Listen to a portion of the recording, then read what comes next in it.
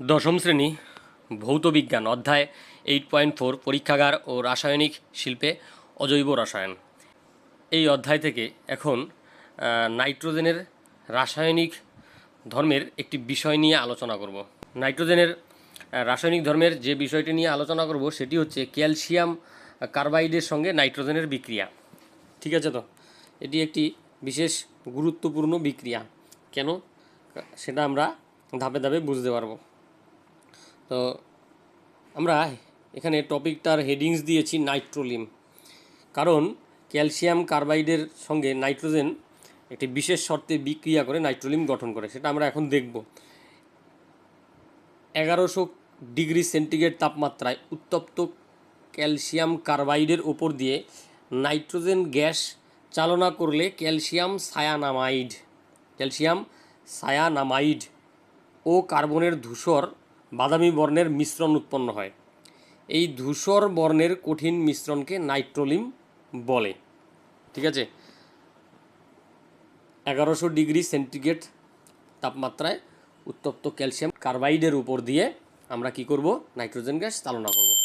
তাহলে আমরা কি দেখতে পাবো? তাহলে আমরা দেখতে পাবো যে ধূসর বাদামি বর্ণের একটি কঠিন মিশ্রণ উৎপন্ন হয়েছে, সেটাকেই আমরা বলবো নাইট্রোলিম। এবার সেটাকে যদি আমরা বিক্রিয়াটিকে যদি আমরা সমীকরণের আকারে লিখি তাহলে পাবো এরকম: ক্যালসিয়াম কার্বাইড যার সংকেত হচ্ছে CaC2, নাইট্রোজেন যার সংকেত হচ্ছে N2। এবার এই মিশ্রণকে যদি 1100 ডিগ্রি সেন্টিগ্রেড তাপমাত্রায় উত্তপ্ত করা হয় তাহলে CaNCN, যেটাকে আমরা বলবো ক্যালসিয়াম সায়ানামাইড, ঠিক আছে, বা এটাকে অনেক সময় CaCN2 বলেও লেখা হয়। তাহলে কি হচ্ছে? ক্যালসিয়াম সায়ানামাইড অর্থাৎ CaCN2 প্লাস C। ঠিক আছে, এই যে মিশ্রণটা উৎপন্ন হচ্ছে সেটি ভৌত অবস্থা হচ্ছে কঠিন এবং বর্ণ হচ্ছে ধূসর বাদামি। এই মিশ্রণটিকেই আমরা বলছি কি? নাইট্রোলিম।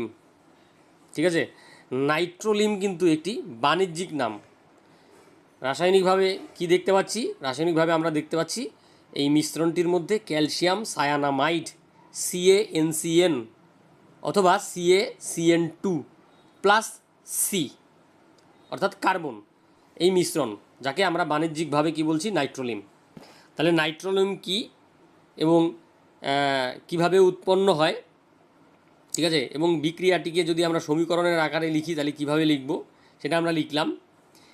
এবারে আমরা দেখব যে নাইট্রোলিম যেটা উৎপন্ন হলো তার ব্যবহার কি। ব্যবহার হচ্ছে নাইট্রোজেন ঘটিত সার হিসেবে ব্যবহৃত হয়।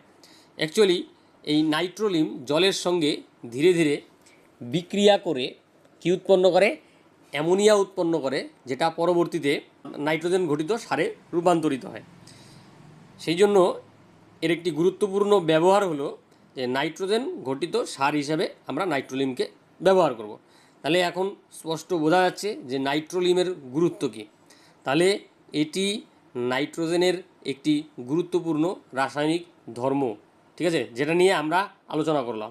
তাহলে এখান থেকে দেখব এবার কী ধরনের প্রশ্ন হতে পারে। 1 নম্বর প্রশ্ন, নাইট্রোলিম কি, এর ব্যবহার লিখো। 2 নম্বর প্রশ্ন, ক্যালসিয়াম কার্বাইড ও N2 এর বিক্রিয়ায় ড্যাশ উৎপন্ন হয়। নাইট্রোজেন ঘটিত একটি সারের নাম লিখো বা লেখো। ঠিক আছে, তো এই ছিল আজকের আলোচনা এখানেই শেষ করছি। ধন্যবাদ।